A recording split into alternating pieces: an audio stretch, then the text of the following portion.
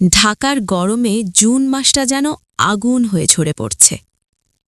আমি এ শহরে এসেছি মাত্র ২ সপ্তাহ হল। গ্রাম থেকে চাকরির পরীক্ষা দিতে এসে আটকে গেছি।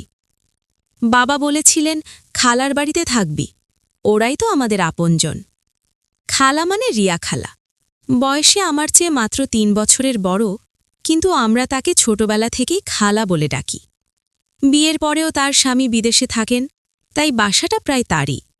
আর তার একমাত্র মেয়ে নোভা। নোভার বয়স এখন ১৯ পেরিয়েছে। রিয়া খালা আমাকে বলেছিলেন, তুই আমার সঙ্গেই থাকবি, এক কামরায়। নোভা তো রাতে আমার পাশেই শোবে। বাড়িতে আর জায়গা নেই। আমি লজ্জায় কিছু বলিনি। প্রথম প্রথম অস্বস্তি হতো, কিন্তু ২-৩ দিনেই বুঝেছি এ বাড়িতে নিয়মই এমন। প্রতিদিন সকালে কোচিং, দুপুরে লাইব্রেরি, রাতে চাকরির খোঁজ। ফিরি ১০টা-১১টার সময়। খালা ততক্ষণে ঘুমিয়ে পড়েন, আর নোভা জেগে থাকে। কখনো বই পড়ে, কখনো মোবাইলে কিছু দেখে। আমি এসে জামাকাপড় ছেড়ে সোজা বিছানায় গিয়ে শুয়ে পড়ি। নোভা নিঃশব্দে তার জায়গা ছেড়ে আমার পাশে এসে শোবে, মাঝখানে একটা বালিশ। আমি চোখ বন্ধ করে থাকি। সে নিজের মতো শুয়ে পড়ে। কিন্তু একটা রাত বদলে দিল সব। সেই রাতে বৃষ্টি পড়ছিল ঝমঝম করে। আমার বাস আটকে গিয়েছিল যানজটে। বাসা ফিরতে ফিরতে রাত ১:৩০। চাবি দিয়ে দরজা খুলে ঢুকতেই দেখি পুরো বাসা অন্ধকার।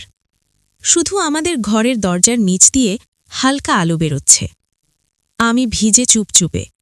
জুতো ছেড়ে শার্ট খুলে প্যান্টের ওপরেই একটা গেঞ্জি গলিয়ে সোজা বিছানায় গিয়ে শুয়ে পড়লাম। চোখ বন্ধ, শরীর ক্লান্ত। কিছুক্ষণ পরে দরজাটা খুলে কারো পায়ের শব্দ পেলাম। হালকা পায়ের আওয়াজ। আমি চোখ খুলিনি। ভেবেছিলাম খালা হয়তো বাথরুম থেকে ফিরছেন, কিন্তু না। যে এলো সে এসে আমার মাথার কাছে বসল। তারপর খুব আস্তে, যেন পালকের মতো, আমার কপালে হাত রাখল। আঙুলগুলো ঠান্ডা, ভেজা চুলে বিলি কাটতে লাগল। আমি চোখ খুললাম না। খুললে কি বলবো?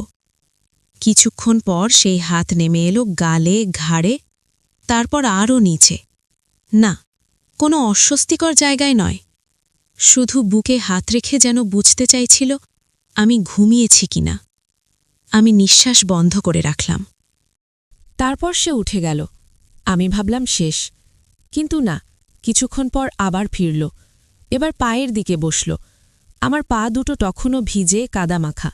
সে খুব আস্তে আমার পায়ের আঙ্গুল ধরে মুছতে দিতে লাগল। তারপর ধীরে ধীরে উপরে উঠতে থাকল। গোড়ালি, পায়ের পাতা, হাঁটু, প্রতিটি জায়গায় আঙ্গুলের ডগা দিয়ে যেন আদর করছে। আমার শরীরে কাঁটা দিচ্ছিল, কিন্তু আমি নড়িনি। চোখ বন্ধ, যেন ঘুমের মধ্যে স্বপ্ন দেখছি। কতক্ষণ এভাবে ছিল জানি না। তারপর সে আমার পাশে শুতে এলো। এবার বালিশটা সরিয়ে দিল। আমি তখনও চোখ বন্ধ। সে খুব কাছে এসে শুল। তার শরীরের উত্তাপ আমার গায়ে লাগছিল। তার নিঃশ্বাস আমার কানের কাছে এসে পড়ছিল।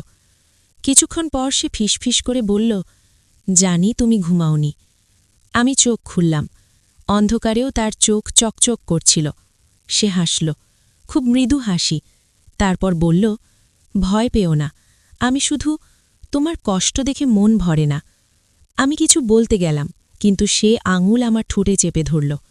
কিছু বলার দরকার নেই, আজ শুধু ঘুমাও। তারপর সে আমার বুকের ওপর মাথা রেখে শুয়ে পড়ল। আমি নড়তে পারছিলাম না। তার চুলের গন্ধ আমার নাকে আসছিল। বৃষ্টির গন্ধ মিশে আরও কিছু, যেন ফুলের মতো। সেই রাতে আর ঘুম আসেনি। পরের দিন সকালে উঠে দেখি নোভা যেন কিছুই হয়নি এমনভাবে হাসছে, চা বানিয়ে দিচ্ছে। খালা কিচেনে। আমি তার দিকে তাকাতে তার চোখে একটা দুষ্টু ঝিলিক দেখলাম। সে চোখ টিপে হাসল। সেই থেকে শুরু হলো খেলা। প্রতি রাতে সে একটু একটু করে কাছে আসতে লাগল। কখনো হাত ধরে, কখনো কানের কাছে ফিসফিস করে কিছু বলে, কখনো আমার বুকের উপর মাথা রেখে ঘুমানোর ভান করে। আমি কখনো বাধা দিইনি, দিতে চাইনি, কিন্তু মনে একটা ভয়ও ছিল। এটা ঠিক নয়, এটা হওয়া উচিত নয়। তবু প্রতি রাতে আমি অপেক্ষা করতাম, কখন সে আসবে, কখন তার আঙুল আমার গায়ে লাগবে, কখন তার নিঃশ্বাস আমার গলায় এসে পড়বে। এক রাতে সে এসে আমার কানের কাছে বলল, ভাইয়া, আমার একটা সিক্রেট আছে, তুমি শুনবে? আমি চোখ বন্ধ করেছিলাম, শুধু মাথা নেড়েছিলাম। সে হাসল, তারপর খুব আস্তে বলল, আমি তোমাকে অনেক আগে থেকেই চাই, যখন থেকে বুঝেছি ভালোবাসা কাকে বলে। আমার বুকটা ধক করে উঠল। সে আরও কাছে এলো, তার ঠোঁট আমার গালে লাগল, শুধু একটু ছুঁয়ে। তারপর বলল, কিন্তু আমি জানি তুমি আমাকে কখনো নিজের করে নিতে পারবে না, তাই আমি নিজেই নিয়ে নিচ্ছি, একটু একটু করে। সেই রাতে আর কিছু হয়নি, কিন্তু আমার মনের ভেতর একটা ঝড় উঠে গেল। তারপর থেকে প্রতি রাতটা যেন আরও গভীর হতে লাগল। সে আরও কাছে আসতে লাগল, আর আমি আর বাধা দিতে পারছিলাম না। কিন্তু আমি জানতাম না এই খেলার পেছনে আরও বড় একটা রহস্য লুকিয়ে আছে, যে রহস্য একদিন আমার জীবন পুরোপুরি বদলে দেবে। সেই রাতটা ছিল আমাদের জীবনের সবচেয়ে লম্বা রাত। আকাশে ঝড়ের মেঘ জমে উঠেছে, বিদ্যুৎ চমকাচ্ছে, বাতাসে বৃষ্টির গন্ধ। আমি বাড়ি ফিরেছিলাম রাত 12টার কিছু পরে। দরজা খুলতেই বুঝেছিলাম আজ বাড়িতে কেউ নেই। খালা গিয়েছিলেন তার বড় বোনের বাড়ি, মেসেজ করেছিলেন, আমি কাল সকালে ফিরব, নোভা আছে, তোরা খেয়ে নিস। ঘরে ঢুকতেই দেখি নোভা জানালার পাশে দাঁড়িয়ে, সাদা রঙের একটা পাতলা গাউন পরা। বাতাসে গাউনটা উড়ছে, চুল খোলা। মুখে কিছু বলছে না, শুধু তাকিয়ে আছে। আমি দাঁড়িয়ে পড়লাম। সে আস্তে আস্তে এগিয়ে এলো, আমার চোখে চোখ রেখে বলল, আজ আর লুকোতে হবে না। আমি কিছু বলার আগেই সে আমার হাত ধরে টেনে নিয়ে গেল বিছানার কাছে। আলো নিভিয়ে দিল, শুধু বাইরের রাস্তার আলো আর বিদ্যুতের ঝিলিক ঘরে আসছিল। সে আমার হাতটা নিজের গালে ঠেকাল, তারপর ধীরে ধীরে নিজের ঘাড়ে নামিয়ে দিল। তার শরীর কাঁপছিল। আমি বুঝতে পারছিলাম এটা শুধু শরীরের কাঁপুনি নয়, ভয়ও আছে, ভালোবাসাও আছে। ভাইয়া, সে ফিসফিস করে বলল, আমার আর সময় নেই। আমি চমকে উঠলাম, কি হয়েছে? সে হাসল, চোখে জল। আমি অনেক দিন ধরে লুকিয়ে রেখেছি, আমার হার্টে একটা সমস্যা।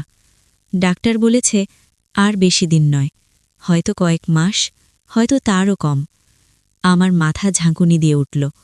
আমি কিছু বলতে পারছিলাম না। সে আমার বুকে মুখ গুজে দিল। আমি জানি তুমি আমাকে ভাইয়া বলে ডাকো, জানি সমাজ কি বলবে, কিন্তু আমার আর কিচ্ছু চাওয়ার নেই। আমি শুধু চাই আমার শেষ কয়েকটা রাত তুমি আমাকে তোমার করে নাও, পুরোপুরি, যেন আমি মরার আগে অন্তত একবার বুঝতে পারি আমি কারো ছিলাম। আমি তাকে জড়িয়ে ধরলাম, চোখ বেয়ে জল পড়ছিল। আমি কিছু বলতে পারছিলাম না, শুধু তার পিঠে হাত বুলিয়ে যাচ্ছিলাম। সে আমার ঠোঁটে নিজের ঠোঁট রাখল, প্রথমে খুব আস্তে, তারপর আরও গভীরে। সেই চুম্বনের মধ্যে ছিল ভালোবাসা, ছিল কান্না, ছিল বিদায়ের স্বাদ। সেই রাতে আমরা দুজনে আর কোনো সীমারেখা রাখিনি। বাইরে ঝড় উঠেছিল, আমাদের ভেতরেও। তার শরীর আমার শরীরের সঙ্গে মিশে গিয়েছিল। কোনো তাড়াহুড়ো ছিল না, কোনো লজ্জা ছিল না, শুধু ছিল একটা অদ্ভুত শান্তি, যেন দুজনে মিলে একটা স্বপ্ন দেখছি, যে স্বপ্ন আর কখনো ফুরাবে না। অনেক রাতে যখন বৃষ্টি থেমে গেছে, সে আমার বুকে মাথা রেখে বলল, আমি জানি তুমি আমাকে বিয়ে করতে পারবে না, আমি চাইও না, আমি শুধু চাই তুমি আমাকে ভুলে যেও না। আমি তার কপালে চুমু খেলাম, কক্ষনো না। তারপর আলো কয়েকটা রাত গেল। প্রতি রাতেই সে আমার কাছে আসত, কখনো কথা বলত, কখনো চুপ করে শুয়ে থাকত।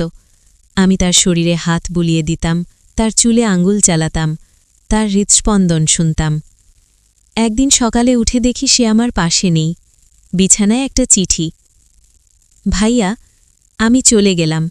মা যখন ফিরবে তাকে বলো আমি আমার বান্ধবীর বাড়ি গিয়েছি। আমি আর ফিরব না, আমার শরীর আর চলছে না, আমি হাসপাতালে ভর্তি হব, হয়তো আর দেখা হবে না। তোমাকে যে ভালোবেসেছি সেটা কখনো কম হয়নি। তুমি আমাকে যা দিয়েছ সেটা আমার জীবনের সবচেয়ে বড় উপহার। আমার শেষ ইচ্ছে তুমি যেন সুখী হও, আর আমাকে যেন স্বপ্নে দেখো। তোমার নোভা। চিঠিটা হাতে নিয়ে আমি বসে পড়লাম। চোখে জল আসছিল না, শুধু বুকের ভেতরটা খালি হয়ে গিয়েছিল। সেদিন বিকেলে খালা ফিরলেন। আমি কিছু বলিনি, শুধু বলেছিলাম, নোভা বান্ধবীর বাড়ি গেছে। 3 দিন পর খালার ফোন এলো। নোভা আর নেই, হাসপাতালের শেষ রাতে হার্ট অ্যাটাক। আমি ফোন কেটে দিলাম। তারপর ঘরে ঢুকে দরজা বন্ধ করলাম। বিছানায় তার গন্ধ এখনও লেগে আছে, বালিশে তার চুলের একটা রেশ এখনও আছে। আমি সেই বালিশ জড়িয়ে ধরে শুয়ে পড়লাম। সেই রাতে আমি কাঁদিনি, শুধু চোখ বন্ধ করে তার কথাগুলো শুনতে লাগলাম। তুমি আমাকে ভুলে যেও না। আমি ভুলিনি। আজও রাত হলে আমি চোখ বন্ধ করি, মনে হয় সে এসে আমার পাশে শুয়েছে, তার নিঃশ্বাস আমার গলায় লাগছে, তার আঙুল আমার বুকে বিলি কাটছে।